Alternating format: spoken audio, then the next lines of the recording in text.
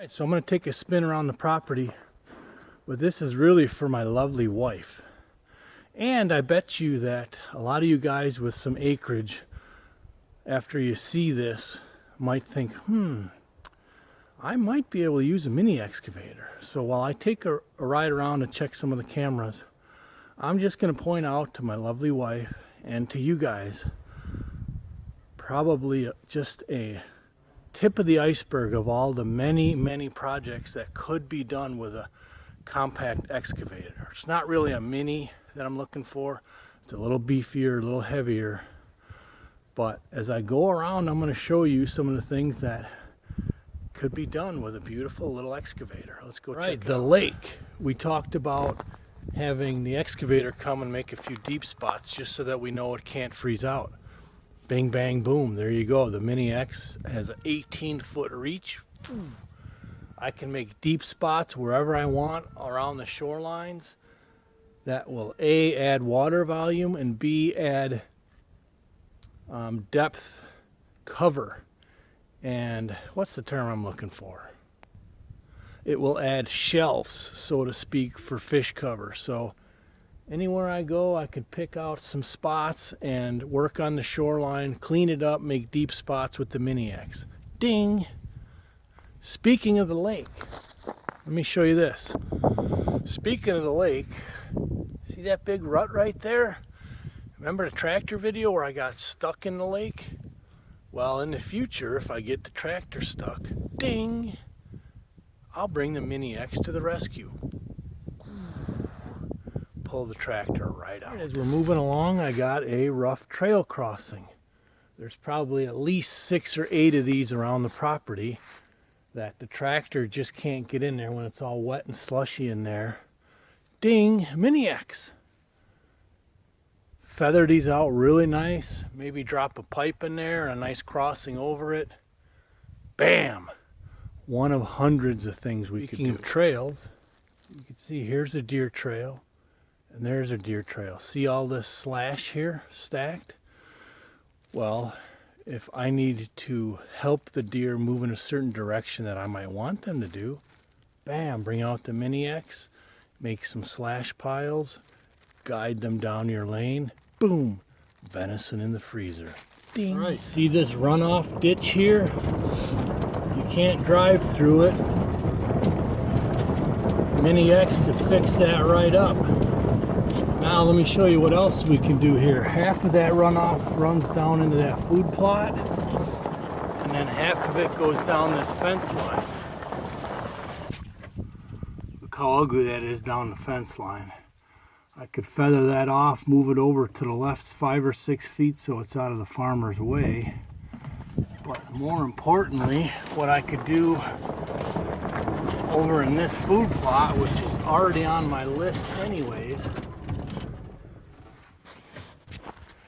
got some pretty fresh deer tracks. That's a nice sign. So that water comes down here now. I've got my tower there, and I've got a ladder stand there. A watering hole somewhere along this edge. And there's no way the coyote's going to get in here. It'd be nice to tuck it in these trees somewhere, like right in here or back there. Speaking of cedar trees, come in here with the Mini X and pull some of these cedar trees out of the way.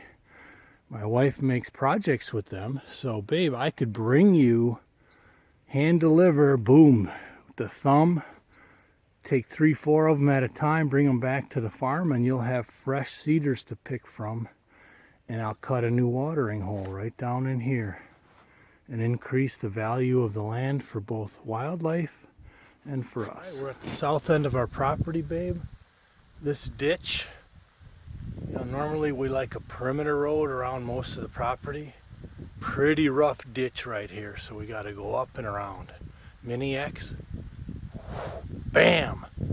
Make a nice little crossing here, maybe put a couple pipes in there. Nice permanent perimeter road all around the property. Ding! Okay, babe, you might recognize this spot. This is one of our trails, and it's a really rough trail. It comes from that soybean field. And this is all I could get with the tractor, just enough to punch it open. And this is all rocks here.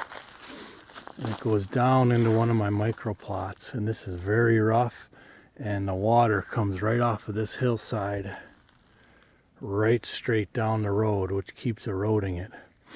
But if I had a mini X, I could come in here and rework this whole thing. Take a bunch of dirt from this hillside right here, build up the path, take and recut the channel, divert the water around the road that way, and we'll have a nice firm year-round trail. Bam! One of 100 things to go yet. Okay, and this is the first microplot, babe. If I wanted to make this bigger, instead of hiring an excavator, bring the mini X, dig out them trees one at a time. And there again, look at the beautiful cedars you're going to get for your posts. Watering hole, need I say more? These watering holes always need some kind of maintenance. If we want to make it bigger or deeper, bam, no problem with the excavator. You can see this berm here. I tried to add to it with the tractor, but you see how nasty it is? This was almost a catastrophe. I almost fell in here with the tractor this summer. So, bam, bring your excavator up here, you push with the blade, add fill, scoop it from the areas next to it, make this nice and flat with that mini X. And keep it maintained nice and deep, nice and fresh for the wildlife. Bam, there you go. Oh, look at them deer tracks. The deer are thanking you already. And me, of course. Beautiful. All right, babe, I'm not sure if you recognize this road. This is the road we call the grass road. And it's all downhill from up there. And the water comes this way and crosses in, and it runs right down it all the way down. Pretty big job to fix this up. But mini X, run a trench all the way down on both sides, put all the fill in the middle, you get a nice high path, water, water, nice high road that'll work year round. Bam! Okay, here's our main creek crossing. This is all a slab of rock here. But this stretch of road has been troublesome. I'm pretty much out of tricks with the tractor. You can see we get a lot of runoff here, a lot of runoff right in the road, and this side is high. So that mini X would be perfect in a tight spot. Make a nice ditch here, bring the road up 1 to 2 feet, give or take. She'll stay nice and dry all the way down to the rock bed. Boom, go across. And oh, the same fix needs to be done on this side.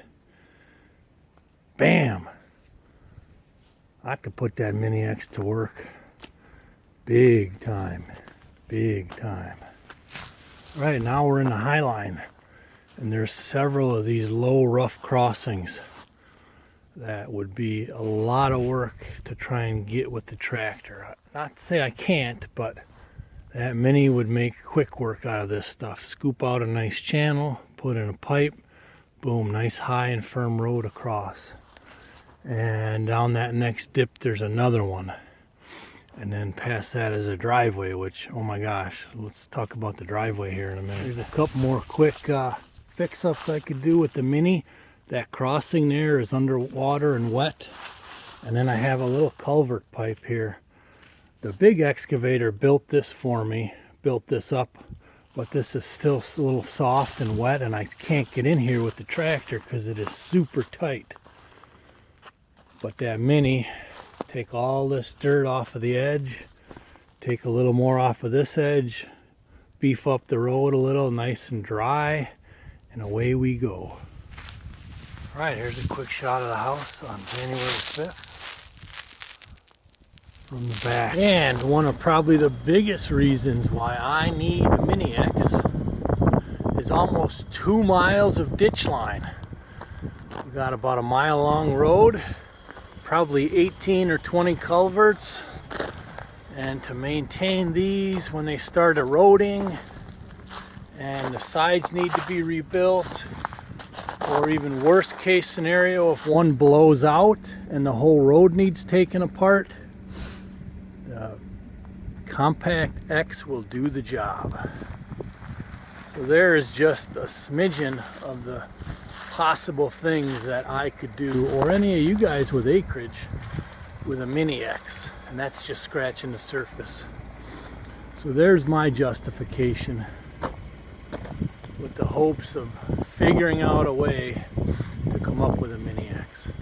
Not to mention, there's not many good videos on YouTube, and I will make a series on what can be done with a new mini excavator, or used, whatever. Just saying. Thanks for watching. Hope you enjoyed it.